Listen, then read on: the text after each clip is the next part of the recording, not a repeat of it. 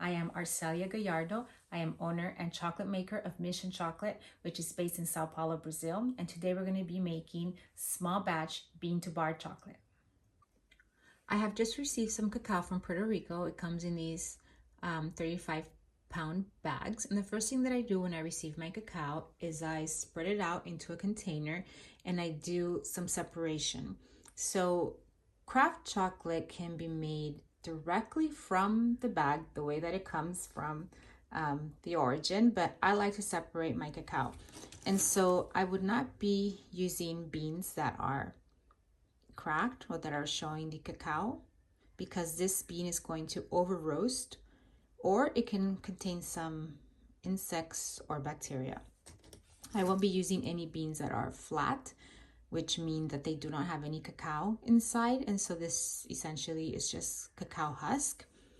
I won't be using any beans that have been chopped in half. So this is half of one bean that was cut in half by the machete when they cut the cacao pod open. And so same problem with this. This is probably going to get over roasted and also can have some bacteria or insects in it. I will also not be using any cacao that looks like it has mold. And you can tell what is mold because it looks either white or grayish, greenish as well, right? Just like you would find mold on anything else, it looks the same on cacao as well. And then anything that just doesn't look like it belongs, so maybe a piece of a tree, this looks like it's bark from a tree, you will find all sorts of gems in your cacao. You could find feathers, tools, pieces of corn, twigs, parts like car parts. There's actually everything. You can find everything in here. So you always want to go through it to make sure that you don't find anything. So this is actually everything that I will not be using. So you see it's like a medley of a lot of things. It does look like trash. Again, you are able to make chocolate from this. There's nothing against making chocolate from this.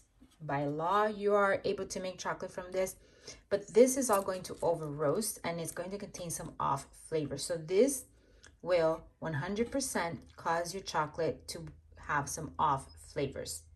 And so what I do with this cacao is I turn it into cocoa butter and cocoa powder, and then I use it for baking or for other things. But I would never use it to actually make chocolate with.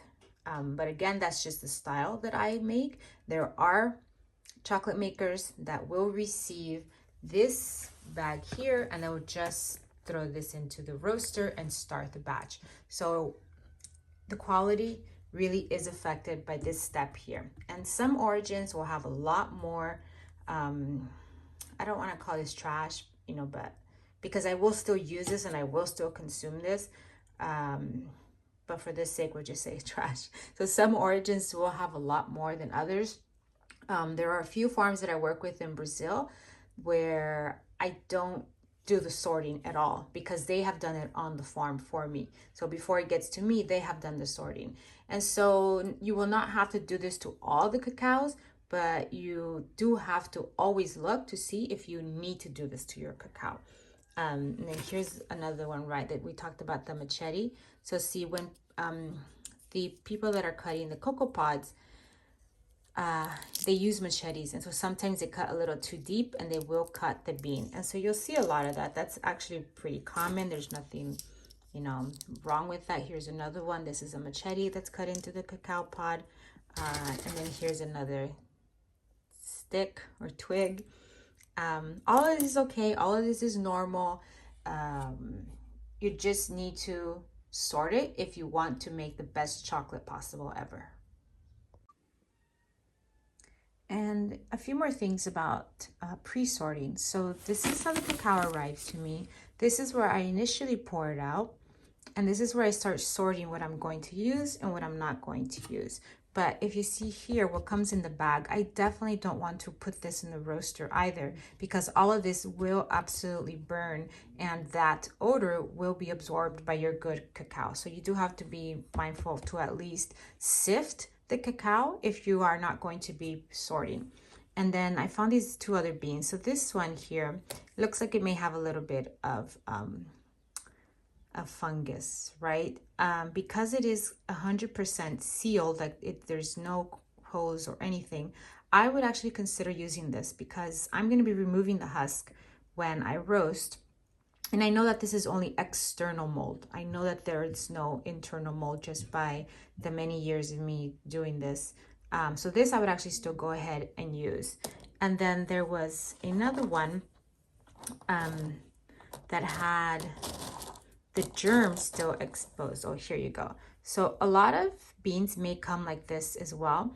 So this actually gets into a bit more of a complicated issue. So when a bean starts to grow its germ, that means that the beans were left too long in the pod, in the cacao pod, because this actually was starting to turn into a tree itself. And so what that means is that the pod wasn't harvested at the correct time. And to get great cacao, the pod has to be harvested at prime ripeness. And so this was harvested too late. And so that will cause a difference in the fermentation process and in the finished product as well. So let's say that you receive a batch of cacao and all of it is like this. You are probably going to have some pretty bad chocolate. So in this case, I am going to tell the producer that I thought there was too many of these overripe beans, but I don't think that this, in my case, it'll cause any big flaws in my chocolate. But this is something to watch out for. Now, do you want to use it? I wouldn't use it to make chocolate because, again, heat is going to go in here and it's going to over roast this bean. So this one I would actually keep in this area over here because I mean it's there's access for the heat to get in, right? So it's going to over roast. So I wouldn't use this either. So I will add that at the moment I'm in my mini lab in Central California, which is on a farm. So you may hear some friends crowing or roostering or barking or any strange noise you hear, just don't think about it.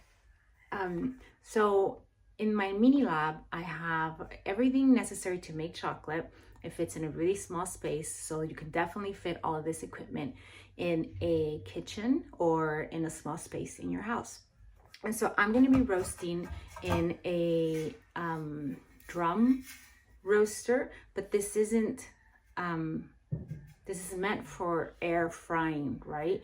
And so when you talk about roasting, you really can use anything.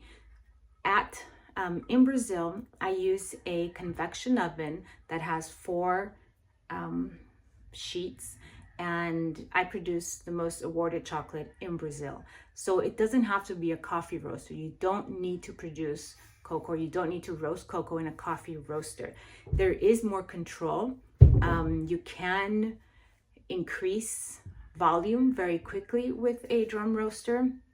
It is quicker, but it's not absolutely necessary. So this one here is for 1 kilo at a time.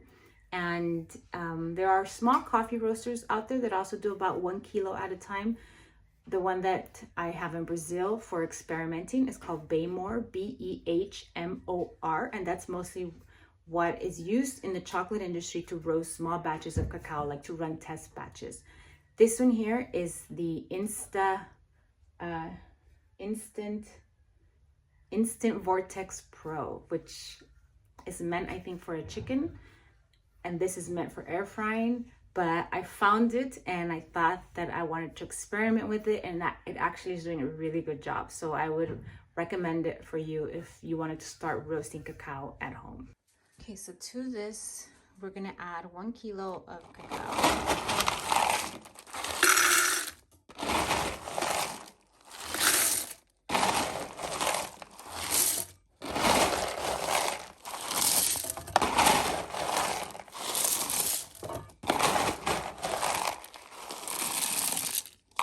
Which is about that much.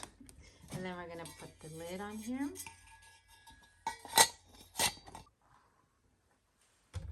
So this will go right in here. So you would put it in there just like the instructions say. You kind of, it goes in there and it goes over here. And you just kind of make sure it's there. And as far as the settings go, I already did a lot of tests on here, so I'm gonna turn it on and then I'll explain a little bit of what I did. So we're gonna do roast. We want it to rotate 20 minutes at 265, and then we start. And then this will begin its job.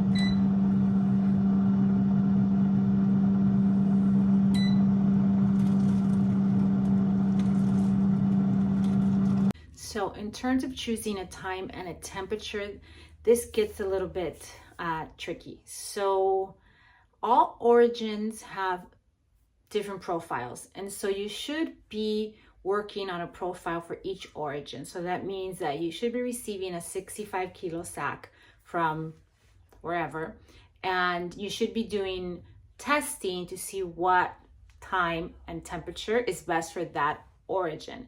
So let's say that you're starting out first time ever. I'm going to suggest to do kind of a medium roast, which is about 125 Celsius for about 15 to 20 minutes. And so what does that mean, right? So what that means is that I don't care what temperature you put your oven to. What I want is those beans to reach the temperature of 125 degrees Celsius within those 15 or 20 minutes, because your convection oven is going to be different than my Vortex, my Instant Vortex Pro, and it's going to be different than the Baymore coffee roaster, and it's going to be different than a home oven that doesn't have circulation. So everything will be different. So then what you must do is you must invest in an infrared thermometer so that you can take the temperature of the beans as they're roasting. Movement is also very important. So I manually move my beans. So that means that I open my convection oven, I put the first sheet on the bottom, the second one in the middle, the third one on the top, and I do this about 3 times during that roast because constant movement is necessary. So regardless of how you roast, you must constantly keep it in motion. In my case, we're only moving it 3-4 times, right? But in this instant, I can't remember the name of this thing, in this Instant Vortex, it's doing the movement for me, which is great. I don't have to touch it. I set the temperature and then I'm done. The temperature that I have set on this one is different than what I want the temperature of the bean to be. And so when I received this machine, I did a lot of testing on it, and using the infrared thermometer, I made sure that it reached 125 degrees Celsius or whatever it is that you want it to be. And in the case of this one, I couldn't put it at 125 degrees to get my beans at 125 degrees. So I needed to put it about 10 degrees over. In other contraptions, it's finished. In other ovens, I have had to do 20 degrees over to get it to the temperature that I need. So there's a lot of techniques that you can use here. You can, you definitely have to preheat the oven, right? So always start with a preheated oven. Some people will put the temperature high so that when you put in the beans, the temperature from the beans goes up really quickly. Some people like to put the temperature low, put in the beans, and then the beans gradually get to that temperature. So it's really up to you. This is where the craft of making chocolate comes in.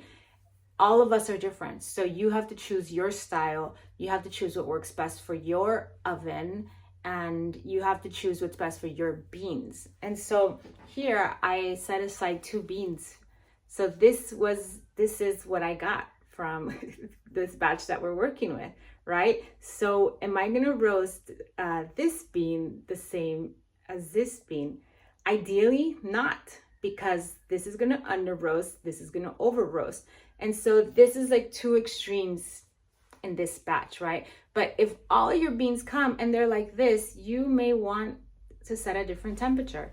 If all of your beans come like this, you may want to set a different temperature. So you have to keep that into consideration as well.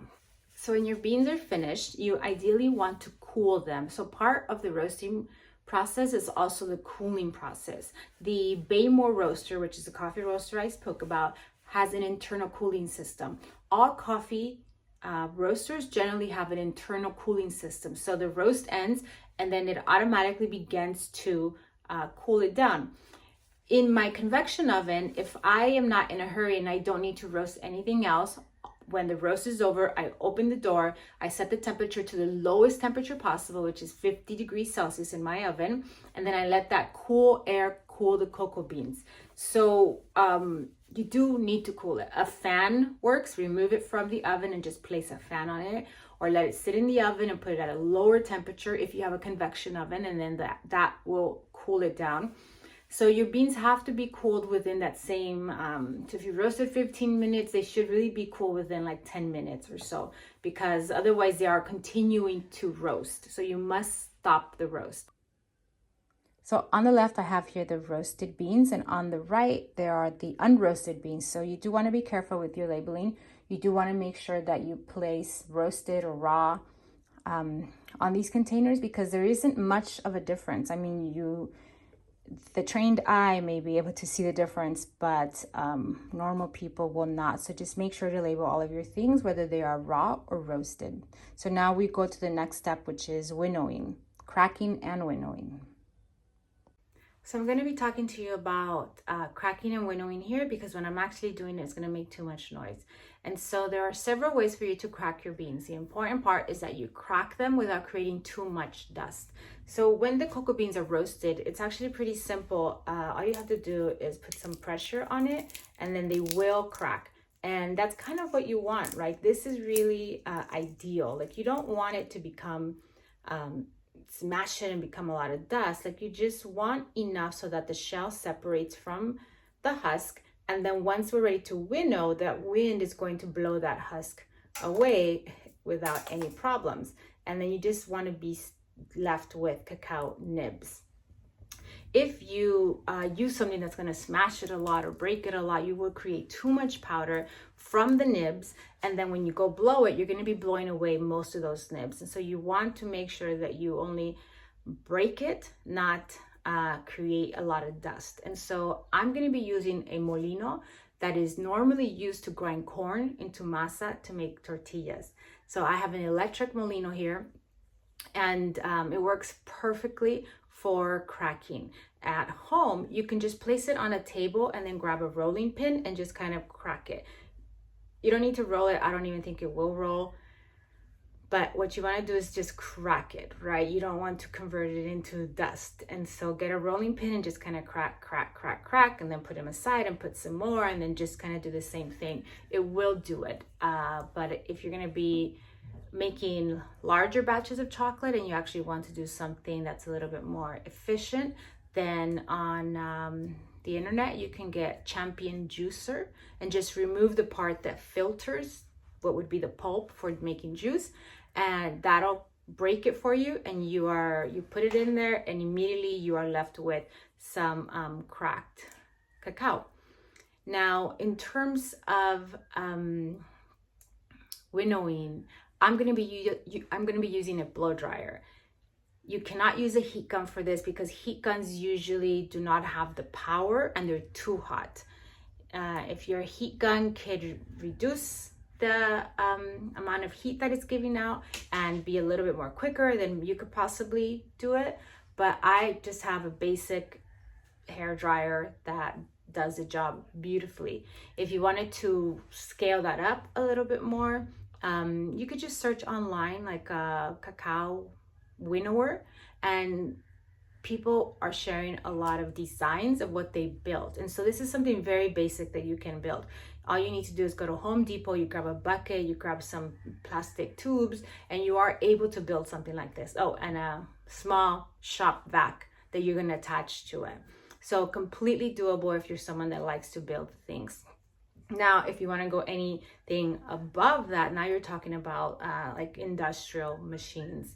And so that will change a little bit in terms of like your production. So if you just want to make maybe like 5-10 kilos of chocolate a week, the blow dryer will get you there. If you wanted to make up to like 60 kilos a week, the bucket with the tubes that you can find anywhere on the internet contraption will take you there. And then anything above that, you're really talking about producing tons.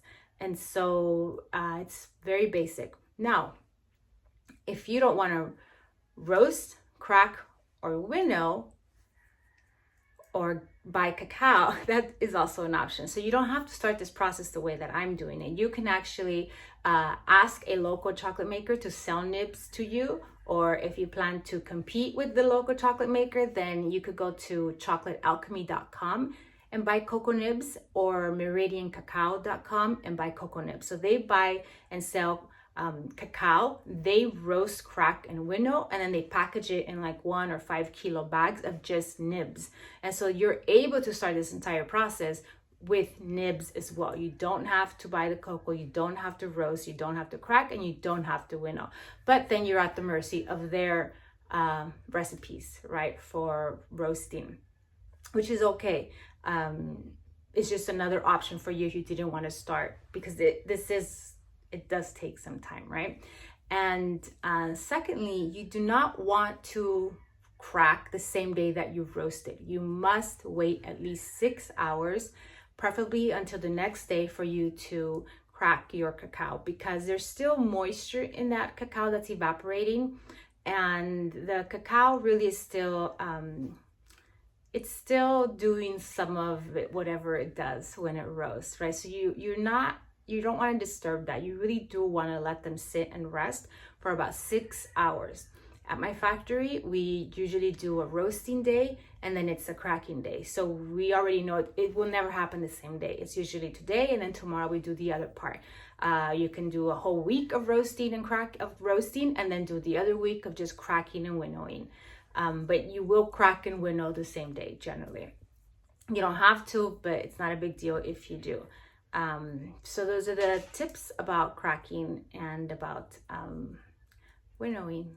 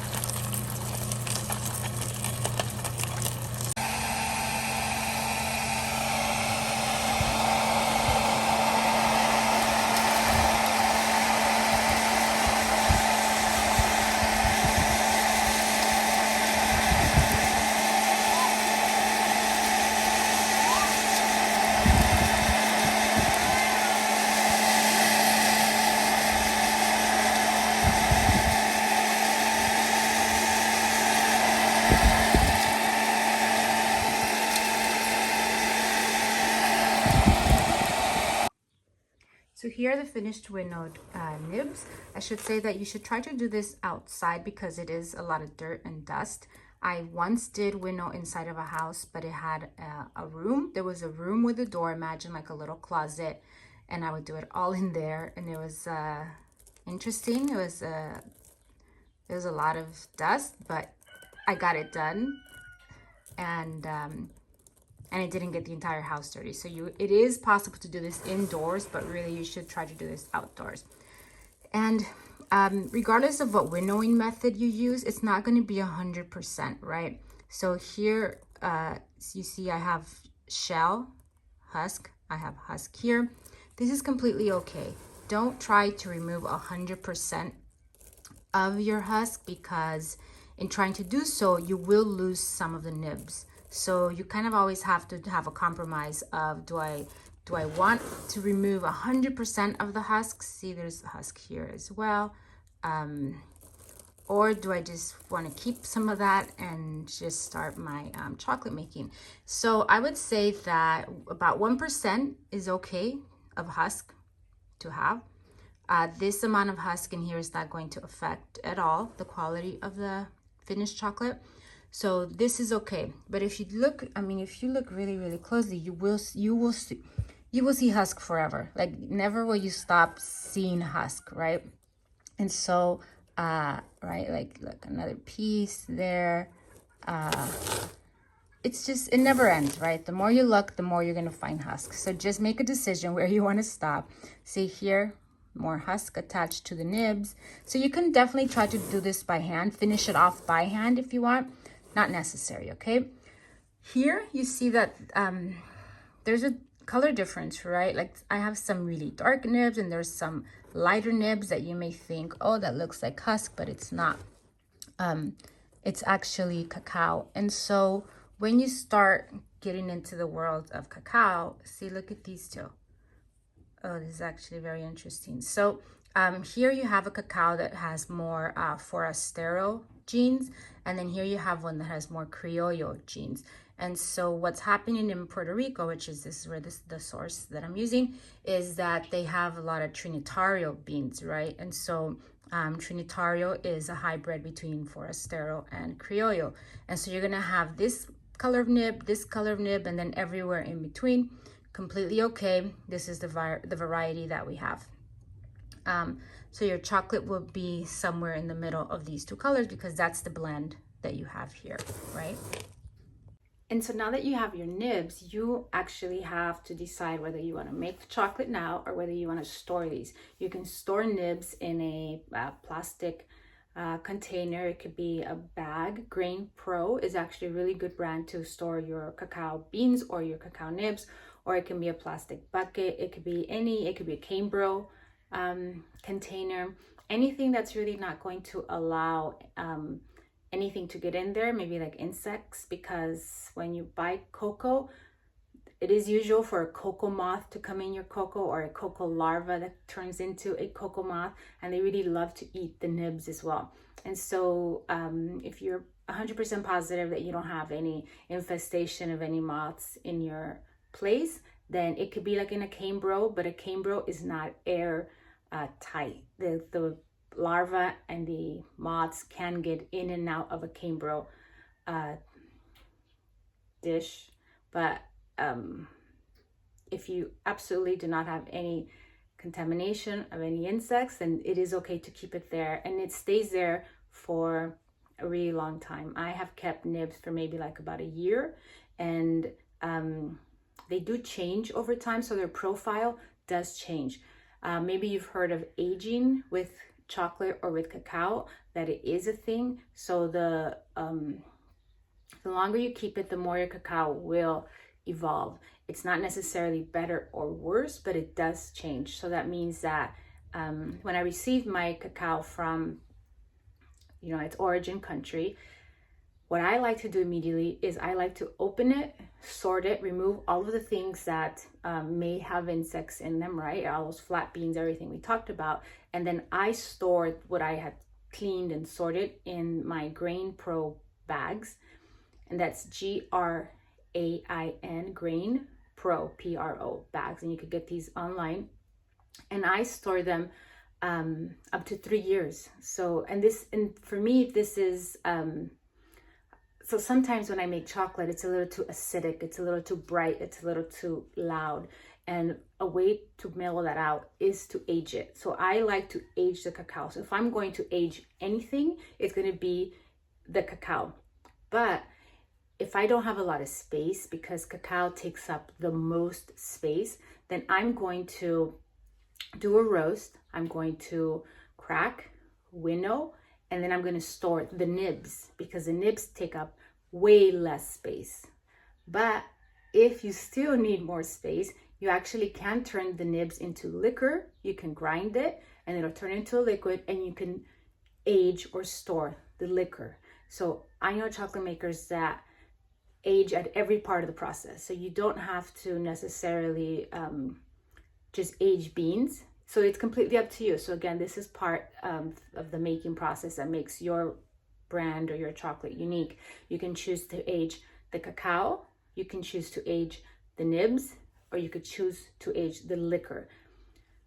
I am really against aging the chocolate though, and a tempered bar in its packaging, you should never age, ever, because once you temper it and once you mold it and once you put it in the packaging, really that's when the validity time clock starts ticking. And so once you temper it, you really want your customer to have it the closest possible to the time you temper it, because that will make a lot of difference in mouthfeel and in flavor. And also the cocoa butter tends to go rancid after a while. So even though you could buy a packaged chocolate bar and the validity is 2 years or 3 years, I've opened 5-year-old chocolate and it's still somewhat in temper, right? It's not bloomed, but it's definitely form 6, which means that when you break it, it's like it's like the hardest possible snap that a chocolate can make, but it also is like dry, right? And so you have it, and you can consider that aged chocolate, but you've lost the mouthfeel, you've lost the correct temper on it, and you will not experience it the way you would have experienced it if you would have had that right out of the tempering machine. And so don't ever age your chocolate out of the tempering machine. Always consider aging prior to tempering in any stage. I also would kind of avoid aging roasted beans. So because once you roast them, go ahead, crack and winnow, and then store the nibs. You don't really want to store, you don't want to age roasted either. And I can't exactly tell you why. I just know you can't. I don't do it, and nobody else does it, and it's just not something that's done. There's a reason. It's just for some reason I can't think of it, but trust me, okay? And so now that you have your nibs, again, you can store your nibs for up to a year, whenever you want, whenever you feel ready to do this process. You can buy nibs, and we this is where we start the process as well, right? If you skipped all the roasting, cracking, and winnowing step, and this is the stage where we make chocolate. So now you have to figure out what you want to do with this chocolate. What kind of recipe do you want to do? Do you want to use it for couverture? Do you want to make bars, tablets? Do you want to use it for baking? Like what is the end goal of this recipe? So then that will tell you what you should do with it. Today, we're gonna make this into a 70% dark chocolate. And so most people, most of you probably have had a 70% dark chocolate. It's super basic, it's not too sweet, it's not bitter. So kids really like 70% dark chocolate as well. It's like a really good medium of sweet and grown up. And also it'll give you the ability to taste the terroir of the cacao. So if you decided, oh, I'm gonna make this into a milk chocolate, once you add the milk and all of that cocoa butter, you're not going to really taste the terroir of the cacao. And so if you're more of a hardcore chocolate fanatic that really wants to taste the notes of Puerto Rico, then you're going to leave this at a 70%, an 80%, a 90%, even 100%, right? But most people, when they taste 100%, they can't taste all of the notes. It's just, it's too much. It's an attack on your senses. And so if you really want to just delicately bring these notes out up to the front, you would want to start with something in between a 70 and an 80% chocolate. The sugar really does allow for your tongue to detect some of these notes a little better. So we're going to make a 70%, which means that we're going to make 1 kilo of chocolate. So we're going to put, so in this scenario, I'm going to leave a little bit of room for some cocoa butter. You do not have to add cocoa butter, but adding cocoa butter will make this a lot easier to temper down the line. So let's say that you wanted to do this a 70% chocolate and you wanted to make it for drinking. You're not even going to temper it. You don't need to add the cocoa butter. But if you want to make your life easier, you do need to add a little bit of cocoa butter to temper this, because you have to remember that this chocolate has never been tempered before. There are no good crystals in there for tempering, right? When you receive a bag of Calabo or Guittard or Valrhona, they've already created these crystals for you. What you're making today, crystals have never been created, so it is a lot more complicated to temper. So it's more complicated, it's not impossible. So if you are a master temperer, then don't add the cocoa butter, don't worry about it. When I was working at Dandelion Chocolate, they are hardcore no cocoa butter, and we tempered and we sell chocolate, and they still continue to sell chocolate, and they still continue to not add cocoa butter. So it is possible. I'm not saying it's impossible. What I'm saying is it's easier if you do. So at Mission Chocolate, I put cocoa butter in almost all of my chocolate because I find that there's no negative attribute to it besides the fact that either I have to make my cocoa butter or I have to purchase it. So it's an extra expense and it is an extra step. But I would suggest to keep it somewhere between 1%, no more than 10%. For a tablet. If you're going to be making something like a couverture, then you do want to maybe go to 15%, maybe even 20%, right? So depending on your recipe, if you're going to be doing bonbons, filled bonbons, maybe you do want to go to 15 to 20%, something like that, right? But again, not necessary. Dandelion makes bonbons with their chocolate and it works. They went through a few years of struggle figuring it out, but they do it and it works, okay? So not saying it's impossible. What I'm saying is it'll make your life easier, okay? So for 1 kilo of our 70% Puerto Rico, I'm going to need about 700 grams of nibs. We're going to say 700 grams of cacao and 300 grams of sugar, right? Now that 700 of cacao nibs, I have to split somewhere in there. I have to put in an amount that's going to be the cocoa butter. So I could do 650 grams of nibs and then the 50 grams of cocoa butter. That completes my 700 grams of cacao. And then the other 300 grams are going to be sugar. So that's what we're going to do today. So the first thing we're going to do is we're going to put the nibs in the melanger, and if you want to make chocolate, you kind of need a melanger. It's possibly the only machine that you will need that is not something you already have in your home, because you can roast in your home oven or in your convection oven that you have in your restaurant, your kitchen. You can crack in various ways, right? You don't need to buy anything. You could figure out how to crack somehow. You can winnow with a blow dryer and a bowl. But you cannot make chocolate in anything that you have in your kitchen outside than a melanger. And you can get melangers at melanger.com, right? It's the easiest place to get melangers. They're based in New Jersey. They're quick, they're reliable, they're really good, great customer service. And it's really geared to the small chocolate maker. The other one is Cocoa Town. So I think it's just cocotown.com. They're more about bigger machines, and when I'm talking about bigger, I'm saying 30 to 60 kilos. If you want to do this at home, you're not going to want a 30 to 60 kilo machine. I know that they are coming out with smaller machines, and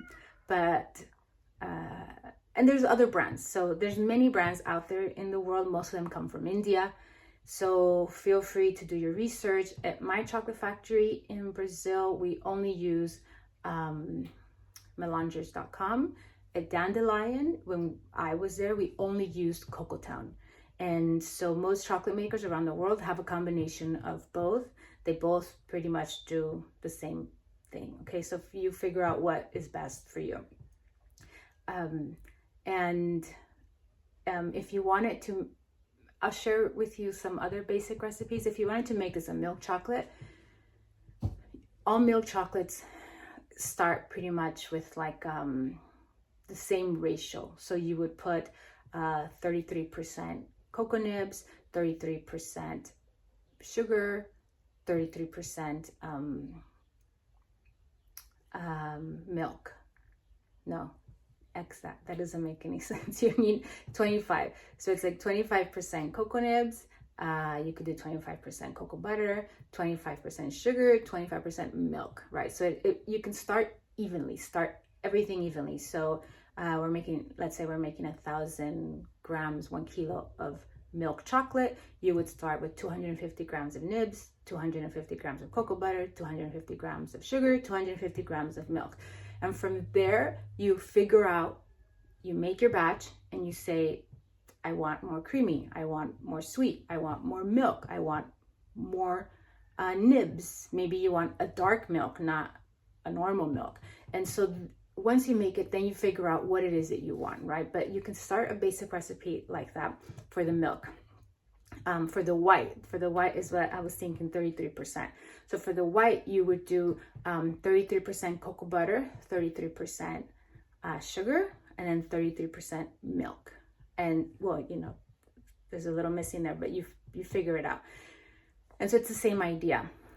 With these machines, you always want to put in either the fat or the cacao first. Always put in the fat or the cacao, or both together.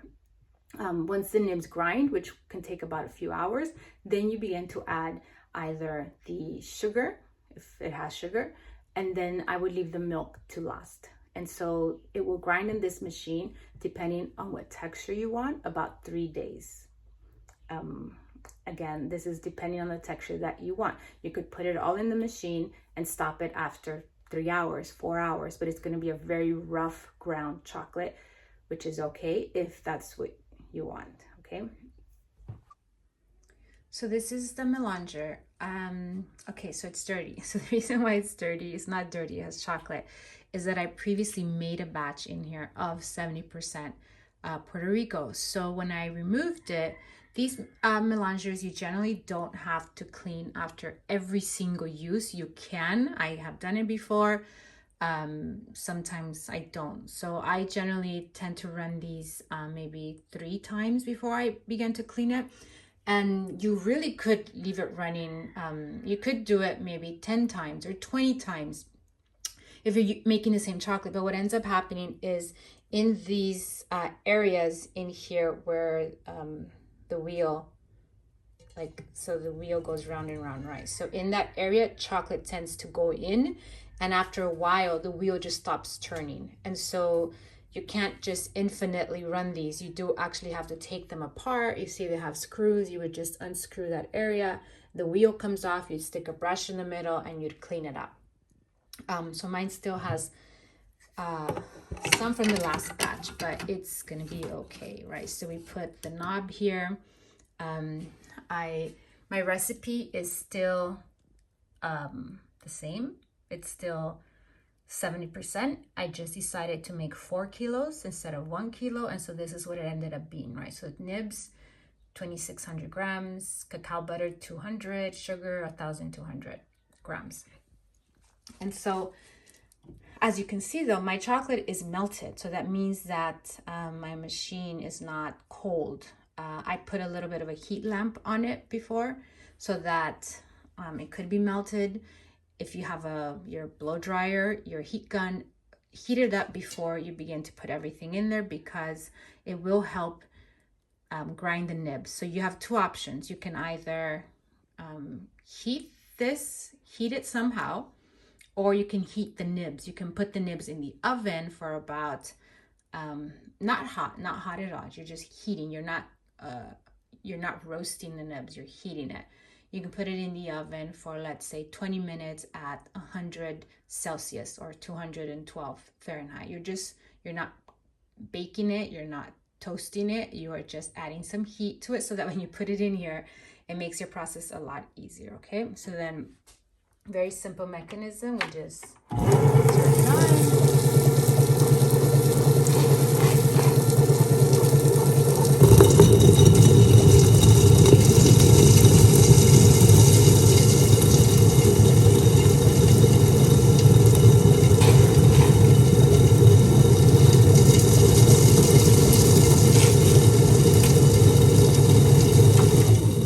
I'm going to stop this just to explain to you what's happening.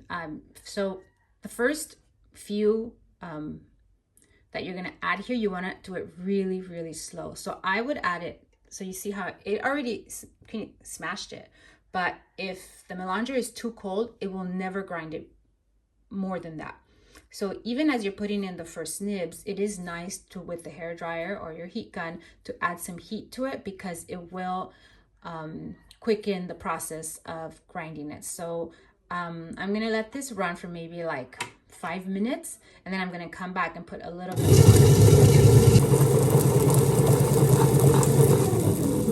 more. Okay, so you see there isn't that there aren't a lot of whole nibs in here, but in the middle it's kind of all gathering. So when I start adding my round 2, that part in the middle will start to come off.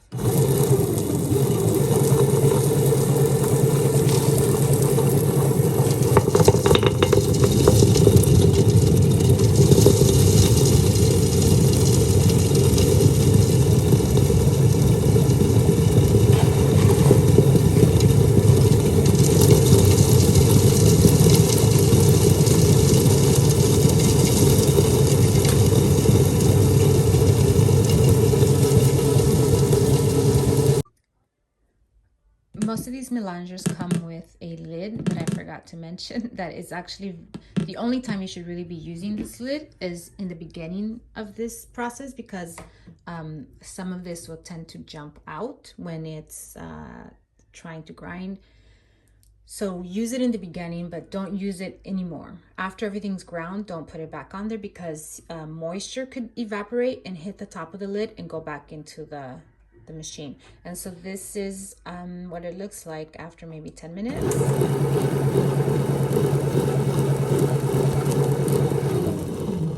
So you see it's now starting to get very liquid. So then we continue this process of adding nibs, letting it grind for a little bit. You cannot add the whole thing at once. This machine will stop. The way that I'm doing it here is exactly how you need to pour the nibs or feed the nibs into the melanger until it's finished. So that'll take you maybe about an hour or so.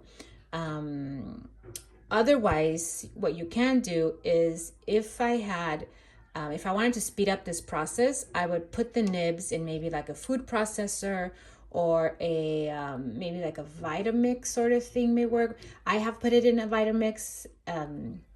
It's not that great, and it just really stresses the Vitamix unnecessarily. You can have it in a molino, so that same molino that I used for cracking. If you were to tighten everything, you could actually quasi make liquor in there and then put it into here. So there are ways that you could pre-refine, is what you can call it, and then put it in here, and it'll speed up the process. A coffee grinder also works for this. This is what most people use, a coffee grinder, not the little one that's like a spice grinder, but one that's actually a real coffee grinder, like one that that would cost you hundreds or thousands of dollars to buy. Not the spice grinder. I have burned many spice grinders trying to do this, so don't put it in a spice grinder. If you don't, you don't need any of that. Like, you could exactly do what I'm doing here, and you'll get to this stage.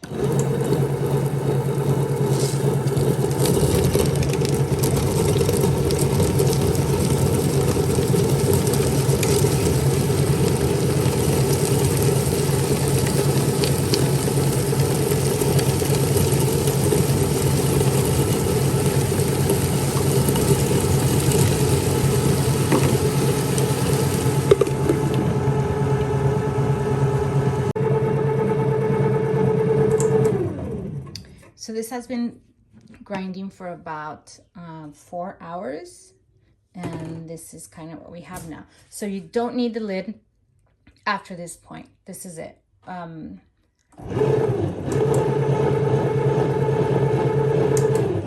So what you want to do is leave it open, because aside from water still evaporating, condensation is still there, you want the what we call the volatile, the volatile acids to escape as well. So when you walk into a room and this machine is on, there's really strong aroma. And the reason there's a really strong aroma is because volatiles are escaping, and that's a good thing. You want that, especially this early on in the process. And so you can also see the texture is really grainy, right? You can actually eat this now. This is 100% chocolate if you want to. There's nothing wrong with it if this is the flavor and texture you want. You can add a little bit of sugar and that's it. You can eat it. This is totally acceptable. But most people want a more refined chocolate. So you would need to leave this here for maybe 48 hours, maybe 56 hours. You shouldn't go longer than 60 hours.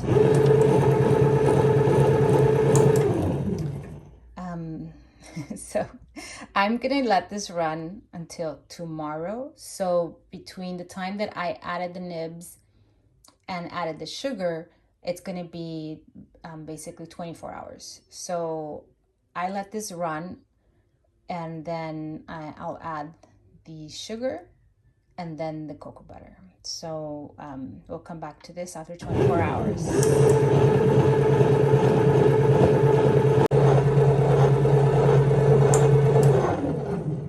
So this is the consistency of the nibs after 24 hours. So you see it's pretty much, it's very liquid. So at this point you would add your sugar, and I'm adding just normal white sugar. You add it while it's actually still running. So let's turn it on.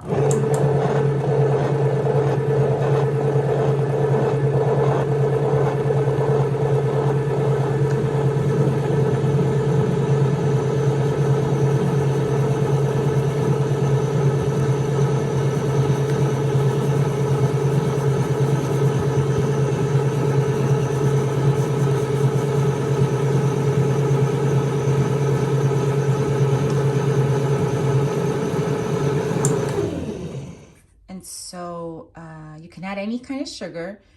You can add muscovado, you can add raw sugar, you can add brown sugar, but just know that the more you add humidity, the more difficult it's going to be to grind. And so if you want to add like a muscovado sugar or a brown sugar, just make sure that it's not too wet, it's not too soft. If you do want to use it, you would have to maybe dehydrate it in the oven a little bit. You cannot really add honey. You can add a little bit of honey, maybe like 0.5% of the weight of the chocolate, but you're not going to really make a 70% bar flavored with honey because honey is liquid and although you could do it, you would not be able to temper it into a bar. It would kind of stay soft the entire time. There's crystal maple sugar, which works really well with this, and coconut sugar also works really well. So just make sure that it's dry. Whatever sweetener you use, it has to be dry. So you can't use like date syrup. That wouldn't work in this situation. It needs to be something that is completely dry, rid of moisture 100%. Again, if you are insistent and you want to use honey and you are a beekeeper and you only consume honey, go ahead and do it, but you're not going to be able to temper this and have a bar that snaps. You are going to have something that's really soft, which is okay if that's what you want, right? And so we're going to let this sit here another 24 hours until tomorrow. So the sugar will grind down, and then I'm going to clean off all the edges because you see there's still some nibs here. So just grab a spatula. I don't have one in hand, but we're just going to clean it up and make sure all the nibs fall in there so that there aren't any unrefined nibs when we remove this from here. Again, you're going to do this without the lid. You want it to still breathe. You still want it to for those volatiles to escape. And if you were going to add milk, you could do it at this moment. If you are going to add the cocoa butter, I like to wait until tomorrow, but you could do it as well today.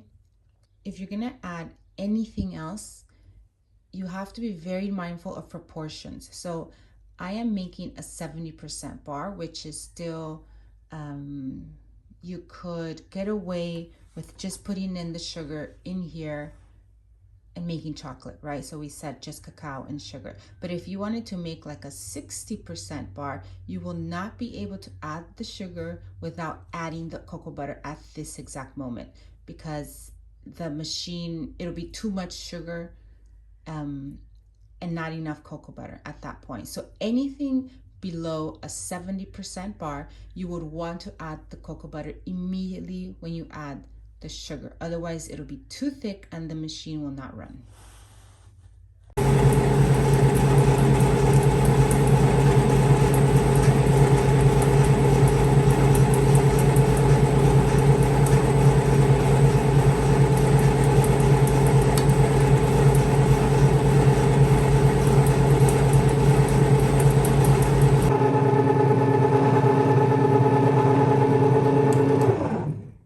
Okay, so this is all about 50 hours later, and the chocolate is ready.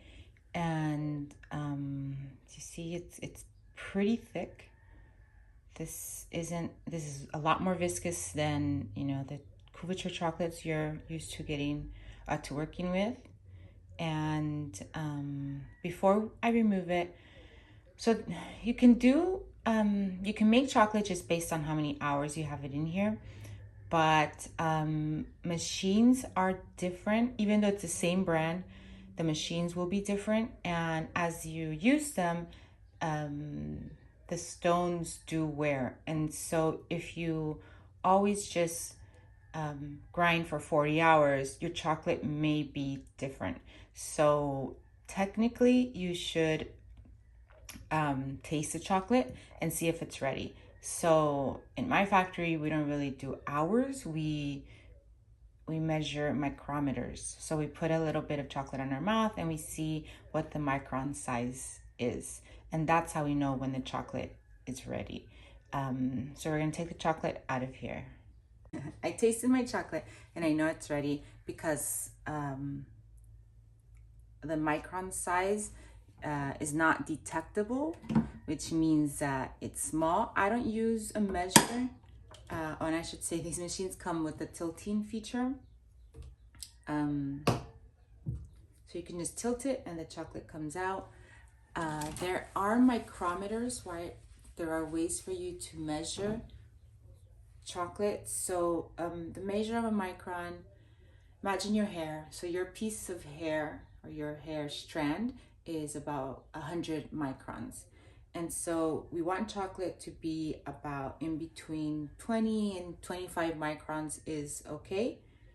Under maybe like 17 microns, your mouth can't detect, like your mouth cannot detect like 12 microns, 11 microns, 10 microns. So really, if you have it under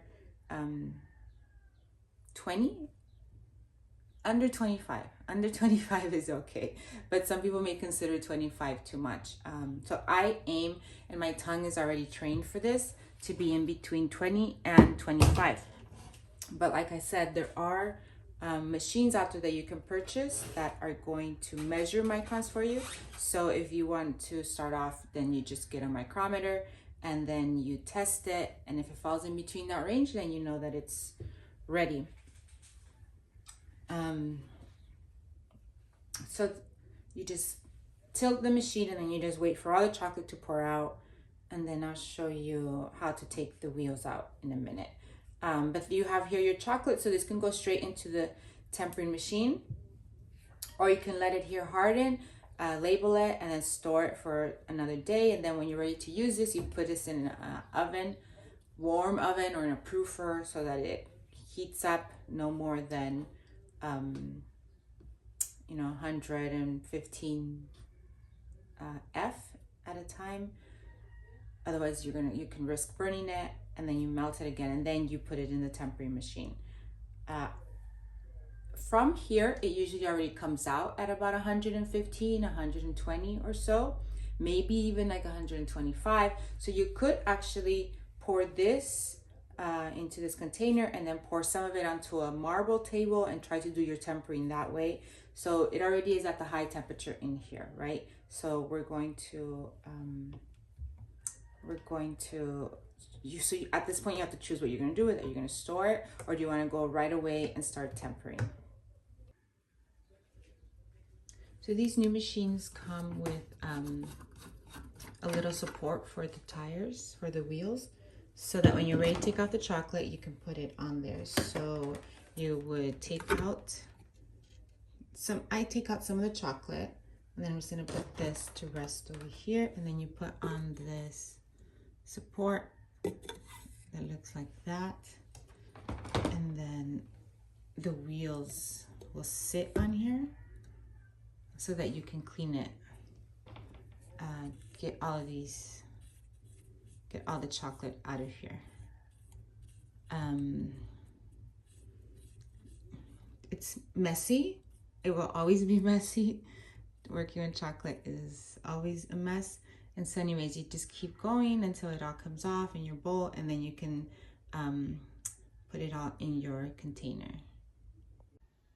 So I'm not going to be talking too much about tempering because this is a how to make chocolate talk, and we made chocolate, so we can wrap it up now. But I do want to tell you that the most common problem that I see with bean to bar tempering is that people expect it to flow like the couvertures. And if you didn't make a couverture, then it's not going to flow like a couverture, right? So most bean to bar chocolate is really thick, it's like mud, and tempering that is pretty complicated. Secondly, the chocolate has never been tempered, so there's no good or the beta 5 crystal that you want in the chocolate, right? It has never been tempered. Those good crystals don't exist. You have to create those crystals for the very first time. So if you're new to tempering, you probably are not going to temper bean to bar chocolate because it's a lot more difficult. And I would say that if you want to try tabletop tempering, like on a marble slab, you can do it. It's just that you probably are not going to get it in a mold. So if you're going to temper on a marble, try then just putting the finished product on a parchment paper, and then just breaking it up into pieces once it's cooled, and then that's your bar, that's your chocolate, because it's just so thick. It's so thick. I can't stress that enough, that it's so complicated. By the time you get it in the mold and try to vibrate it so that it goes everywhere into the mold, it probably will already have hardened or set. So having said that, there could be a positive aspect to having chocolate without so much added cocoa butter. Like it does have a different sensation, right? But a mouthfeel. So this is your chocolate. You have to learn to figure out whether you want cocoa butter, whether you like cocoa butter in your chocolate. You have to outweigh whether it's more important for you to be able to temper this quickly, or is it more important for you to have less cocoa butter in the mix? So those two things are not the same thing, because it's very muddy. So I'm going to be using a ChocoVision Revelation, the Delta machine, the small machine, and it works well. This machine has the idea that you have to seed it in order for the chocolate to be tempered, right? Like it wants to cool, heat, but it needs you to add the seed in order for it to multiply in the chocolate. We don't have that because this is the first time we've ever made this chocolate. Where are we going to get seed from, right? And so even if you did have seed from, let's say, a chocolate bar that you made with Belizean cacao, you don't want to mix it with your Puerto Rican cacao because, well, it's up to you. You could do that. You could absolutely do that, right? But now you have a blend of chocolate. So you can try to lower the temperature here as much as possible, but the machine has a limit. So most machines have a limit of how low you can go with the temperature. So yeah, your machine is going to be different, right, than this ChocoVision. So What I sometimes do is I will put it in the machine. I let it, go up 115 degrees, or it only needs to go up to 115 degrees. And then ideally you want to take it down to maybe like 79, but the machine doesn't allow that. And so I'll take a little bit of it and I'll put it on the marble table, and then I'll cool that, and then I make sure it hits that temperature, and then I'll throw it back in there. And then I hit the temperature up to maybe like 88, and then start my test there. Silk is also a lifesaver for those of you that have a sous vide and you know what silk is. You could go to chocolatealchemy.com and figure out what that is, because it, for me, has been a lifesaver. When I sometimes have chocolate that's really, really thick, I just temper it with silk. And that's S-I-L-K. And silk, you can make it home. I make it. You can make it at your restaurant, you can make it at your shop, or you can already buy it made. So chocolatealchemy.com both gives you the instructions on how to make silk, and also sells silk if you're not interested in making it.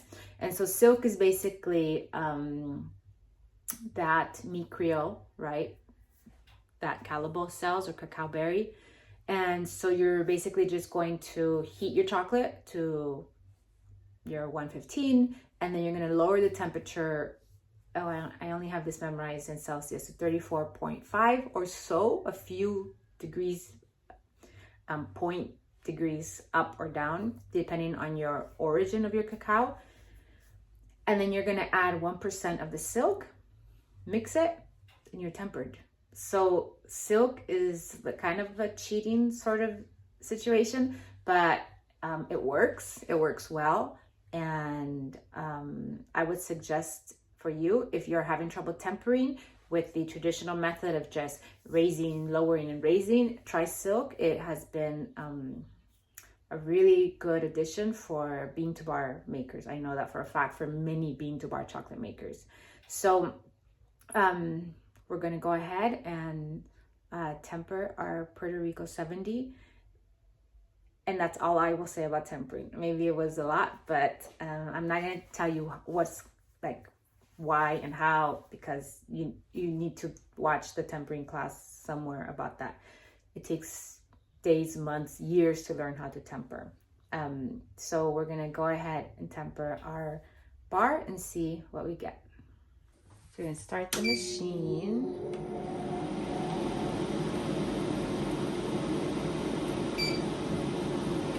Setting on dark chocolate. Don't worry about it. I'm just going to pour all the chocolate here.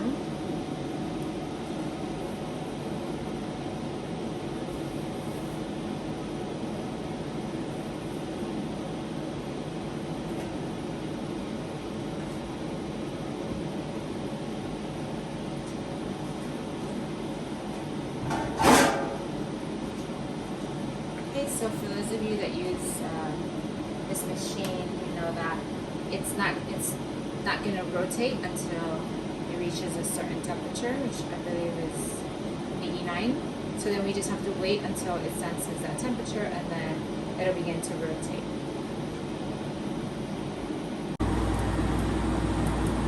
Okay, so my chocolate is now in temper. I had to go a little bit higher than I initially thought. I went up to 90.1 to begin the process. I keep my molds on the side of this machine. There's an exhaust, and it keeps it kind of warm.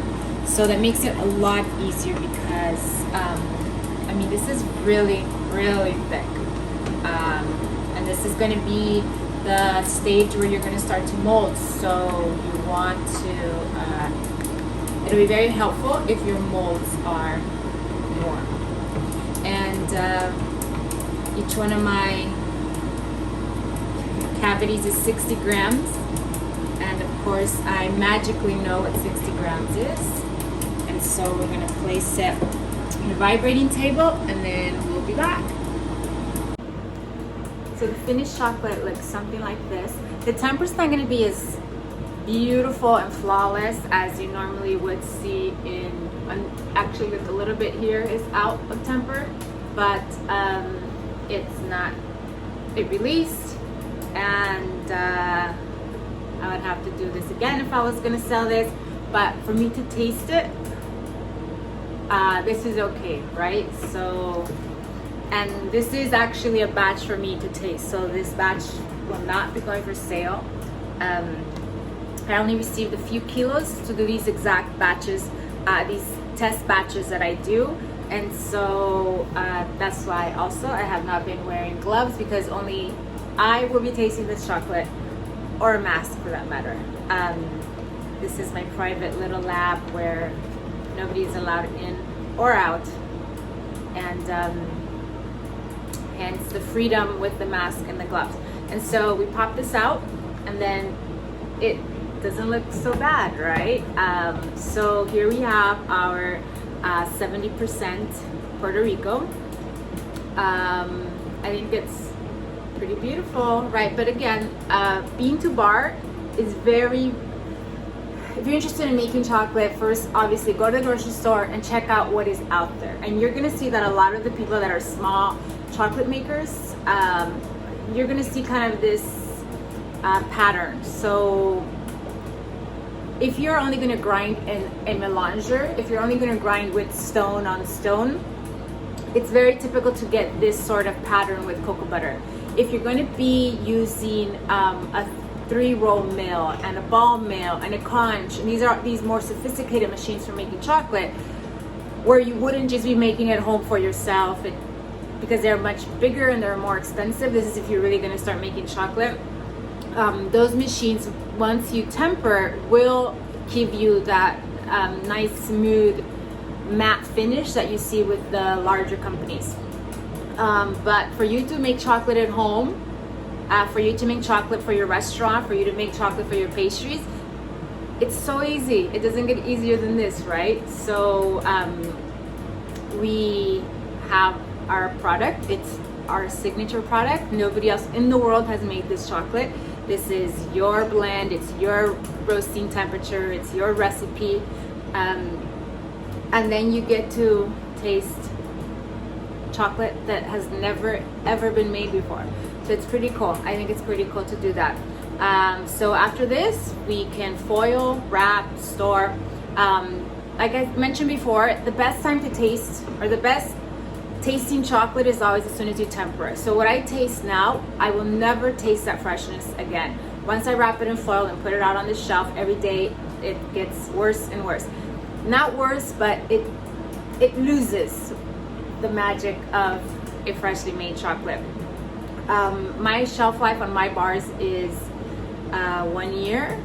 If you want to get into grocery stores and start selling internationally, it's nice to do 2 years, but really chocolate has a shelf life of up to, like, it's really limitless. I've had chocolate bars after 5 years, I've had chocolate bars after 10 years, and chocolate doesn't necessarily go bad unless you're going to be adding maybe like some caramel, some butter, some anything that does go bad. But a chocolate bar like this will have a really, really long shelf life. And I think that's it. I think this concludes our how to make chocolate from bean to bar. If you have any questions for me, please feel free to email me on my website, missionchocolaterecipes.com. I have a blog post on how to make chocolate from bean to bar, and on there are all the links for machines, for books, for chocolate bars that I think you should try, for other websites that have great information. I am a chocolate enthusiast. I love making chocolate and I love to eat chocolate, and I want the world to have better chocolate. So this is why I teach chocolate making classes. I teach people to taste chocolate, because I feel that if we collectively are better chocolate makers, then the world will be better off because of it. So I'll see you soon. Ciao, beijo.